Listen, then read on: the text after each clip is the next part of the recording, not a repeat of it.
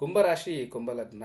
ಯಾರೆಲ್ಲ ಕುಂಭರಾಶಿ ಕುಂಭಲಗ್ನದಲ್ಲಿ ಜನಿಸಿರ್ತೀರಾ, ಈ ರಾಶಿ ಲಗ್ನದವರಿಗೆ ಪರಾಭವ ನಾಮ ಸಂವತ್ಸರದ ವರ್ಷಫಲ ಯಾವ ರೀತಿ ಇದೆ ಅನ್ನೋದು ನೋಡೋದಾದ್ರೆ, ಈ ಒಂದು ರಾಶಿ ಲಗ್ನದಲ್ಲಿರ್ತಕ್ಕಂಥವರಿಗೆ ವರ್ಷದ ಆರಂಭದಲ್ಲಿ ವಿಶೇಷವಾಗಿರ್ತಕ್ಕಂಥ ಶುಭ ಫಲಗಳೇ ಉಂಟಾಗ್ತದೆ. ಆದರೆ ಎಲ್ಲೋ ಒಂದು ಯಾವುದೋ ಒಂದು ರೀತಿಯಲ್ಲಿ ನಿಮಗೆ ಮನೆಯಲ್ಲಿ ಅಶಾಂತಿ, ಸುಖ ನೆಮ್ಮದಿಯಲ್ಲಿ ಇರ್ತಕ್ಕಂಥದ್ದು, ವ್ಯಾಪಾರದಲ್ಲಿ ಅಭಿವೃದ್ಧಿ ಆಗ್ತಿರುತ್ತೆ, ಸಕಾಲಕ್ಕೆ ನಿಮಗೆ ಲಾಭ ಉಂಟಾಗುವಂಥದ್ದು ಆಗ್ತಿರುತ್ತೆ. ಆದರೂ ಕೂಡ ನೆಮ್ಮದಿಯಲ್ಲಿ ಇರತಕ್ಕಂಥ ವಾತಾವರಣ ನಿಮಗೆ ಸೃಷ್ಟಿಯಾಗಿರುತ್ತೆ.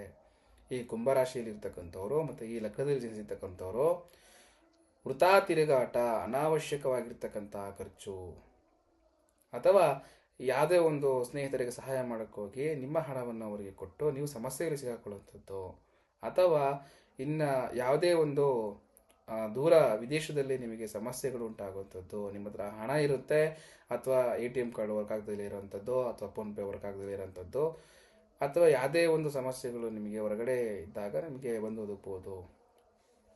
ಏಕಾಂಗಿಯಾಗಿ ಎಲ್ಲೂ ಯಾರು ಕುಂಭರಾಶಿ ಕುಂಭಲಗ್ನ ಇರ್ತೀರಾ ಅವ್ರು ತಿರುಗಾಡೋಕ್ಕೆ ಹೋಗಬೇಡಿ.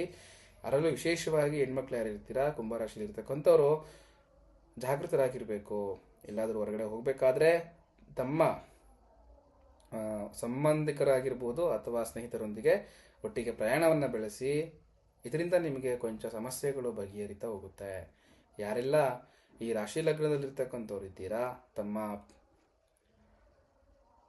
ಮುತ್ತಜ್ಜಿ ಮುತ್ತಜ್ಜ ಅಥವಾ ತಾತ ಅಜ್ಜಿ ಈ ರೀತಿಯಾಗಿರ್ತಕ್ಕಂಥವ್ರು ತಮ್ಮ ಮನೇಲಿ ನಿಲ್ಲಿಸಿದ್ರೆ ಅವರಿಗೆ ಅನಾರೋಗ್ಯ ಸಮಸ್ಯೆಗಳು ಹೊಂದಿರುತ್ತದೋ, ಅವರ ಒಂದು ವಿಶೇಷವಾದ ಆರೈಕೆ, ಅವರ ಒಂದು ಆಶೀರ್ವಾದದಿಂದ ನಿಮಗೆ ಶುಭ ಫಲಗಳು ಉಂಟಾಗುವಂಥದ್ದು, ಅಥವಾ ಅವರ ಒಂದು ಬಹಳ ದಿನಗಳಿಂದ ಕೂಡಿಟ್ಟಂಥ ವಸ್ತು ಅಥವಾ ಆಸ್ತಿ ಅಥವಾ ಏನಾದರೂ ಇದ್ದರೆ ನಿಮಗೆ ಅದನ್ನು ಅವರು ಕೊಡುವಂಥದ್ದು ಈ ಒಂದು ವರ್ಷಗಳಲ್ಲಿ ಅದನ್ನು ನಾವು ಕಂಡುಕೊಳ್ಬೋದಾಗಿದೆ.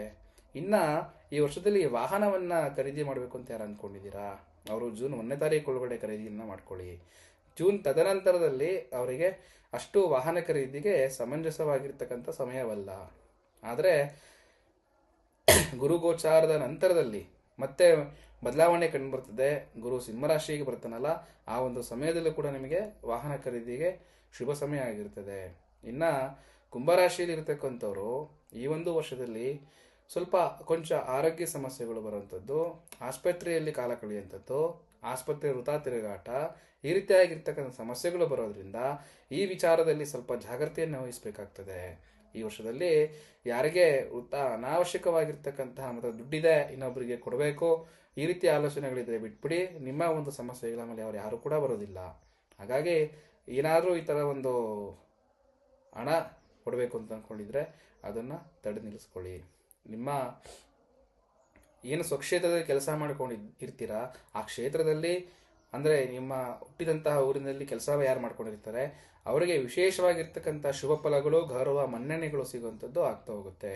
ಇನ್ನು ಈ ರಾಶಿ ಲಗ್ನದಲ್ಲಿರ್ತಕ್ಕಂಥವ್ರು ಏನು ಮಾಡಬೇಕಪ್ಪ ಅಂತಂದರೆ, ವಿಶೇಷವಾಗಿ ಈ ಒಂದು ಯುಗಾದಿಯ ಹೊಸ ವರ್ಷದ ದಿವಸದಂದು ಗಣಪತಿ ದೇವಸ್ಥಾನ ನವಗ್ರಹ ಇರ್ತದೆ, ಅಂತಹ ಒಂದು ದೇವಸ್ಥಾನಗಳಿಗೆ ಹೋಗಿ ನವಗ್ರಹ ಪ್ರದರ್ಶನ ಹಾಕಿ ನವಗ್ರಹ ದಾನ ಕೊಟ್ಟಲ್ಲಿ ವಿಶೇಷವಾಗಿರ್ತಕ್ಕಂಥ ಫಲಗಳು ನಿಮಗೆ ದೊರೀತಾ ಹೋಗುತ್ತೆ. ತದನಂತರದಲ್ಲಿ ಯಾರು ನವಗ್ರಹ ನೀವು ದಾನವನ್ನು ಮಾಡಿರ್ತೀರ, ಮತ್ತೆ ಕೆಲವೊಂದು ನಿರ್ಗತಿಕರಿಗೆ ಅಥವಾ ಭಿಕ್ಷುಕರಿಗೆ ಈ ರೀತಿಯಾಗಿರ್ತಕ್ಕಂಥವ್ರಿಗೆ ಕಪ್ಪು ವಸ್ತ್ರ, ರಗ್ಗು, ಕಂಬಳಿ, ಬೆಡ್ಶೀಟ್ ಆಗಿರ್ಬೋದು, ಅಥವಾ ಕೊಡೆ ಆಗಿರ್ಬೋದು, ಚಪ್ಪಲಿ ಆಗಿರ್ಬೋದು, ಈ ರೀತಿಯಾಗಿರ್ತಕ್ಕಂಥ ವಸ್ತುಗಳನ್ನು ದಾನ ಮಾಡಿದರೆ ಕೆಲವೊಂದು ಸಮಸ್ಯೆಗಳು ಬಗೆಹರಿದು ನಿಮಗೆ ಶುಭ ಫಲಗಳು ಉಂಟಾಗುವಂಥದ್ದು ಆಗ್ತಾ ಹೋಗುತ್ತೆ. ಖಂಡಿತ ಈ ರಾಶಿಯವರಿಗೆ ಒಳ್ಳೆಯದಾಗುತ್ತೆ. ಶುಭವಾಗಲಿ. ಶುಭಮಸ್ತು.